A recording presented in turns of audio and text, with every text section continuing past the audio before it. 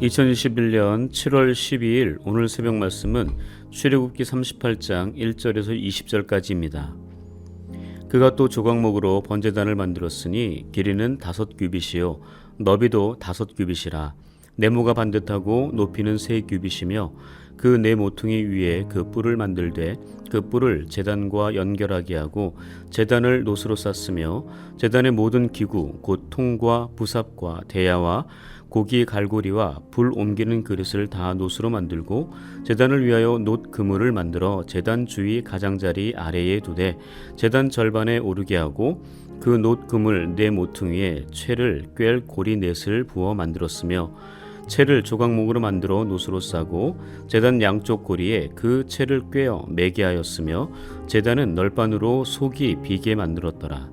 그가 노스로 물두멍을 만들고 그 받침도 노스로 하였으니 곧 회막문에서 수종드는 여인들의 거울로 만들었더라. 그가 또 뜰을 만들었으니 나무로 뜰의 남쪽에는 세마포 포장이 100규빗이라 그 기둥이 20이며 그 받침이 20이니 노시오 기둥의 갈고리와 가름대는 은이며 그 북쪽에도 100규빗이라 그 기둥이 20이며 그 받침이 20이니 노시오 기둥의 갈고리와 가름대는 은이며 서쪽의 포장은 50규빗이라 그 기둥이 열이요 받침이 열이며 기둥의 갈고리와 가름대는 은이며 동으로 동쪽에도 50규빗이라 문 이쪽에 포장이 15규빗이요 그 기둥이 셋이요 받침이 셋이며 문 저쪽도 그와 같으니 뜰 문 이쪽 저쪽에 포장이 15규빗씩이요 그 기둥이 셋씩 받침이 셋씩이라 뜰 주위의 포장은 세마포요 기둥 받침은 노시요 기둥의 갈고리와 가름대는 은이요 기둥 머리 싸기는 은이며 뜰의 모든 기둥에 은 가름대를 꿰었으며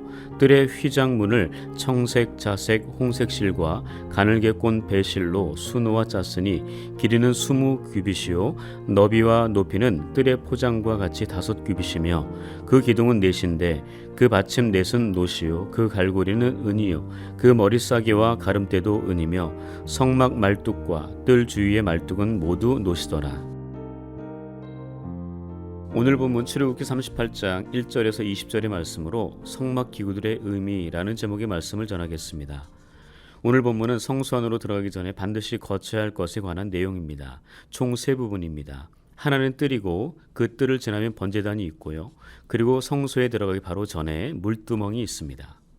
성막 안의 뜰과 번제단 그리고 물두멍 이 세 가지가 무엇을 의미하는지 하나씩 살펴보겠습니다. 먼저 살펴볼 것은 성막의 뜰입니다. 본문 9절에서 20절까지 뜰에 관한 내용이 기록되어 있습니다. 우리는 뜰에 관한 비슷한 내용을 출애굽기 27장에서 보았습니다. 오늘 본문의 내용보다 더 자세하게 기록되어 있으니 한번 확인하셔도 좋을 듯합니다.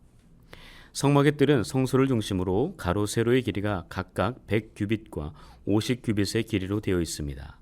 1규빗을 약 50cm로 잡았을 때 각각 50m와 25m의 직사각형 모양이 성막 전체의 크기입니다. 그리고 각각 20개의 기둥과 10개의 기둥을 일정하게 세워 세마포 포장으로 서로 연결하여 성막의 안과 밖을 구분했습니다. 기둥을 세우고 세마포 포장을 했다는 것은 하나님의 임재의 상징인 거룩한 성막과 세상을 상징하는 성막 바깥을 구별해주는 의미로 보시면 됩니다. 이것은 하나님의 거룩한 교회와 세속이 물과 석유처럼 서로 섞이지 말고 구분되어야 함을 우리에게 가르쳐주고 있습니다. 이것은 물론 건물 자체가 세상과 비교해서 특별히 거룩하다는 의미가 아니라 하나님을 믿고 따르는 거룩한 무리인 성도와 그들의 공동체인 교회가 오직 하나님의 말씀을 믿고 따라 행함으로 죄악된 세상으로부터 거룩하게 구별되어야 함을 의미하는 것입니다. 또한 성막 포장은 성소를 보호하기 위한 담이었습니다. 사방으로 둘러쳐진 성막 포장 때문에 모든 위험 요소들로부터 성소가 안전할 수 있었습니다. 이 말은 하나님의 성령이 거하시는 장소가 된 우리를 하나님께서 보호하고 계심을 의미합니다. 하나님께서는 당신이 거하는 전이 된 우리를 권능의 팔로 둘러 마치 어미새가 자신의 큰 날개로 새끼들을 보호함 같이 세상의 온갖 위험들로부터 안전하게 보호해주고 계십니다. 그리고 동쪽에 성막 안으로 들어갈 수 있는 문 한 개를 만들어 그곳을 통해 드나들도록 했습니다. 그런데 그 문의 크기가 전체 25m 중 10m나 되었으니 성막 전체를 보았을 때 매우 큰 문임을 알 수 있습니다. 성막의 문은 오직 하나입니다. 그 문을 오늘 본문 18절에서는 뜰의 휘장문이라고 기록되어 있습니다. 그 뜰의 휘장문으로 번역된 히브리어 원어는 마사크라고 합니다. 이 단어는 하나님께서 보호의 날개로 덮어주시고 가려주시는 모습을 표현할 때 사용하는 단어입니다. 즉 그 휘장문을 통해 들어오는 모든 사람은 하나님께서 보호와 안위를 하시며 끝까지 책임져 주시겠다는 것이죠. 그래서 그 문을 통해 들어오는 것이 무엇보다 중요합니다. 그리고 그 휘장문은 성막 전체를 덮고 있는 세마포 포장으로 되어 있지 않고 청색, 자색, 홍색 실과 가늘게 꼰 배실로 술을 놓아 만든 문입니다. 이런 재료들로 만들어진 성막의 출입문이 상징하는 것은 다름 아닌 예수 그리스도입니다. 성막으로 출입하는 문이 하나이듯 우리가 하나님께로 나아가는 문은 우리의 구원의 문이 되시는 예수 그리스도뿐입니다. 오직 하나님의 아들이신 예수 그리스도만이 죄인이 하나님께 나아갈 수 있는 유일한 구원의 문입니다. 그래서 요한복음 14장 6절에서 내가 곧 길이요 진리요 생명이니 나로 말미암지 않고는 아버지께로 올 자가 없느니라고 한 것입니다. 또한 주님은 자신을 가리켜 요한복음 10장 7절에서 나는 양의 문이라 라고 말씀하셨지요. 양된 우리는 문 대신 예수 그리스도를 통해 하나님께 나아갈 수 있습니다. 그래서 수제자 베드로가 사도행전 4장 12절에서 다른 이로서는 구원을 받을 수 없나니 천하 사람 중에 구원을 받을 만한 다른 이름을 우리에게 주신 일이 없음이라 라고 선포한 것입니다. 이처럼 성막의 출입문인 휘장문을 통하여 성막의 뜰 안에 들어와 있는 우리는 그곳에 함께 있는 성도들과 한 마음으로 서로를 사랑하며 위로하는 아름다운 공동체가 되어야 합니다. 즉 뜰 안에서는 성도들과 수평적인 교제가 자유롭게 이루어져야 합니다. 주님께서 친히 보여주셨던 십자가의 사랑으로 서로를 용납하며 지내야 합니다. 자신의 의와 권리, 욕심과 야망의 옷을 벗고 겸손과 낮아짐, 나눔과 섬김, 배려와 인내함으로 행복한 믿음의 공동체를 이루어야 하는 곳이 성막 안의 뜰 삶입니다.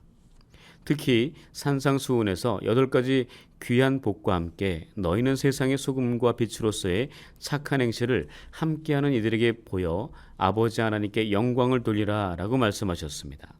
또한 사도 바울은 로마서 13장에서 율법의 완성인 사랑을 이웃에게 행하되 악이 없는 사랑을 해야 한다.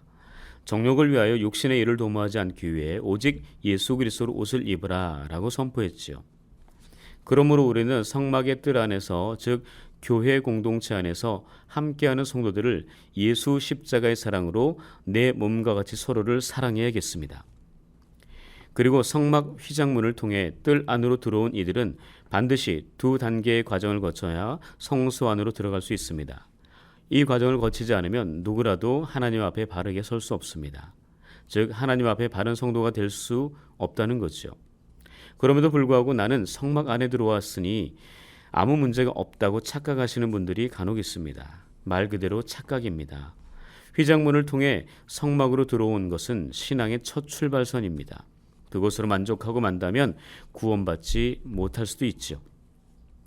그러므로 우리는 반드시 그 다음 단계로 나아가야만 합니다.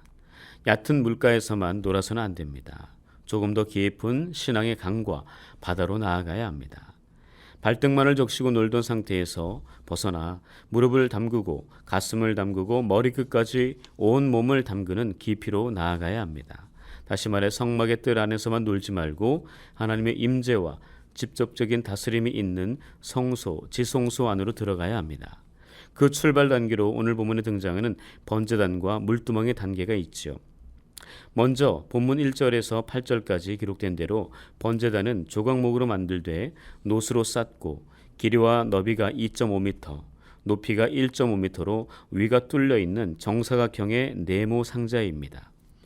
그리고 그 네 모퉁이 위에 각각의 뿔을 만들어 서로 연결시켜 놓았습니다. 이 번제단의 내용 또한 성막의 뜰과 같이 출애굽기 27장에 자세하게 기록되어 있습니다. 번제단은 다름 아닌 하나님과 죄인된 백성들 사이의 접촉점으로 희생제사를 하나님께 드리는 곳입니다. 희생제물로 드릴 죄 없는 양과 소 또는 비둘기 등에 자신의 죄를 전가하여 태우거나 각을 떠서 드리며 자신의 죄에 대해 속죄하는 것입니다. 자신의 죄 때문에 드리는 희생제사이기에 죄인된 자신을 하나님께 희생제물로 드리는 것이 맞지만 하나님께서는 다른 동물들을 번제단에서 대신하여 드리게 하심으로 우리의 죄를 해결해 주신 것입니다. 그것이 예수 그리스도의 십자가 죽음입니다. 죄인된 우리의 죄를 해결하시기 위해 죄 없는 예수께서 우리를 대신하여 십자가 번제단에서 죽임을 당하신 것입니다. 그리고 번제단의 각 모퉁이에 있는 뿔들은 희생 제물들을 단에 붙들어 매는 데 쓰이기도 했고 희생 제물의 피를 바르는 데 사용되어 번제단의 속죄 능력을 나타내었습니다. 동시에 제단의 뿔들은 도움 혹은 도피처, 피난처를 상징했습니다. 이에 관련한 이야기가 열왕기상 1장에 등장합니다. 다윗 왕의 뒤를 이어 핫깃의 아들 아도니아가 왕이 되고자 이를 꾸미다 밧세바의 아들 솔로몬이 왕이 되자 죽음의 두려움을 느낀 아도니아가 성막 안에 있는 제단의 뿔을 잡고 솔로몬이 자신을 죽이지 않기를 원하자 그렇게 집으로 보내주었다는 내용이 있습니다. 이렇게 번제단의 뿔에 희생제물을 붙들어 매고 또 그 피를 바르며 그 뿔을 잡으면 죄를 범했어도 죽음을 면할 수 있었다는 것은 죄인이 십자가 제단에 매달려 죄인들을 대신해 피를 흘려주신 예수 그리스도를 의지하기만 하면 하나님의 심판으로 인한 죽음을 면할 수 있다는 원리를 가르쳐주는 것입니다. 그러므로 우리는 세상 권력의 뿔, 물질의 뿔, 사람의 뿔을 붙잡기 위해 혈안이 되지 않아야겠습니다. 오직 십자가로 사랑과 구원의 뿔이 되신 예수 그리스도만을 끝까지 붙잡기 위해 애를 써야겠습니다. 번제단 이후 또한 반드시 거쳐야 하는 단계가 물두멍입니다. 오늘 본문에서는 8절 한 구절로 간단하게 기록되어 있으나 출애굽기 30장에 가시면 좀 더 자세하게 기록되어 있습니다. 물두멍은 제사 드리기 위해 제물을 잡은 자가 온몸에 묻은 더러움을 씻고 정결하게 준비되는 곳입니다. 즉 제사를 드리는 제사장들은 반드시 손과 발에 묻은 오염들을 물두멍에서 씻어내야 그 다음 단계로 나아갈 수 있었습니다.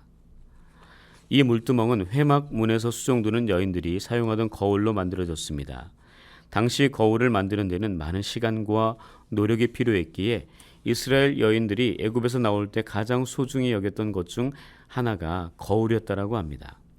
이스라엘 여인들은 물두멍을 만들기 위해 그처럼 소중한 거울을 바친 것입니다. 그래서 물두멍의 의미에 헌신의 의미가 포함되어 있습니다. 그리고 또한 중요한 사실은 제사장들이 자신의 손과 발을 씻기 위해 물두멍 앞에 설 때마다 자신의 모습을 보게 됩니다. 물두멍에 비친 자신의 모습을 보면서 더럽게 오염된 부분들을 씻어낸 것입니다. 그러므로 우리는 하나님의 성소에 들어가기 전에 항상 자신의 모습을 볼 수 있는 물두멍 앞에 서서 세상에서 묻은 죄악의 오물들을 반드시 씻어내야만 합니다. 하나님 보시기에 합당하지 않은 더러운 죄들을 예수 그리스도의 보혈이 담긴 물두멍에서 정결하게 깨끗하게 완전하게 씻어내고 성소 안으로 들어가야 합니다.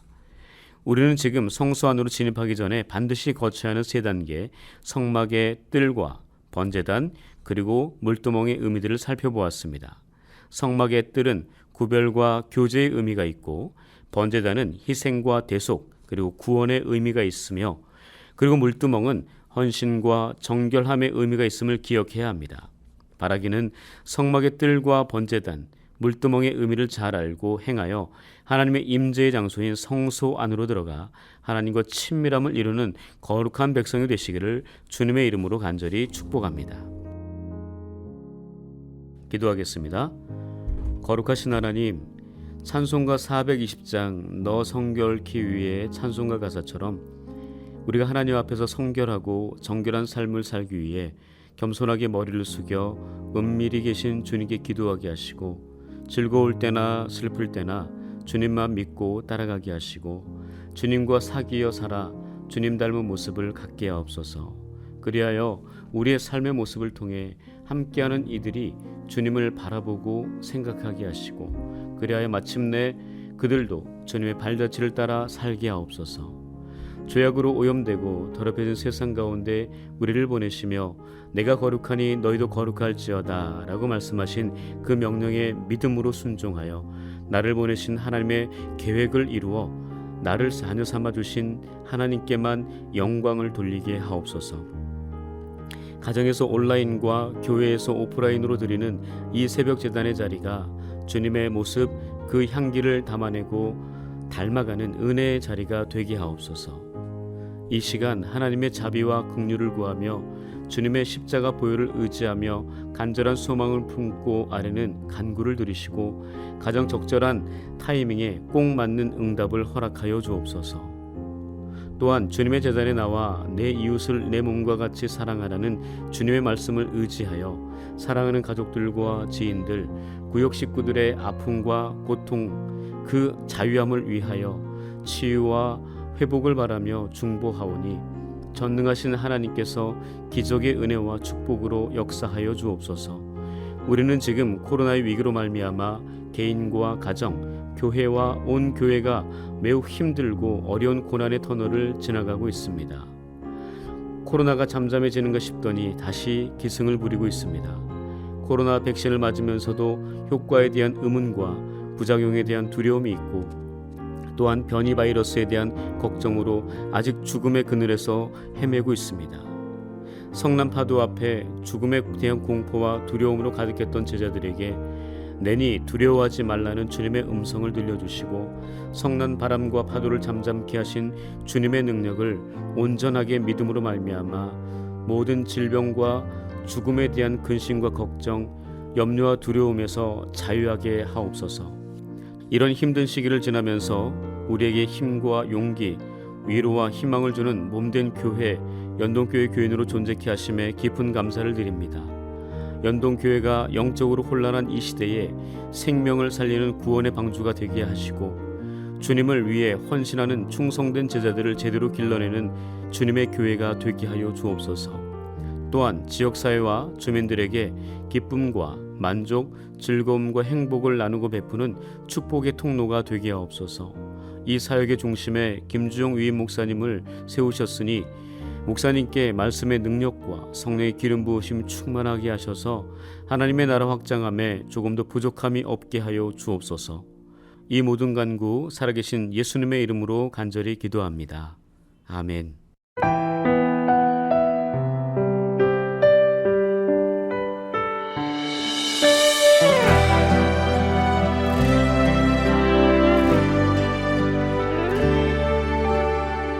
내 백성이 나를 떠나 돌아섰지만 내 사랑이 내 백성을 포기 못하니 내 모든 것 내어주고 나 그들을 얻으리라. 여호와께 돌아가자. 우린 돌아서도 그는 변치 않네. 여호와께 돌아가자. 우린 넘어져도 그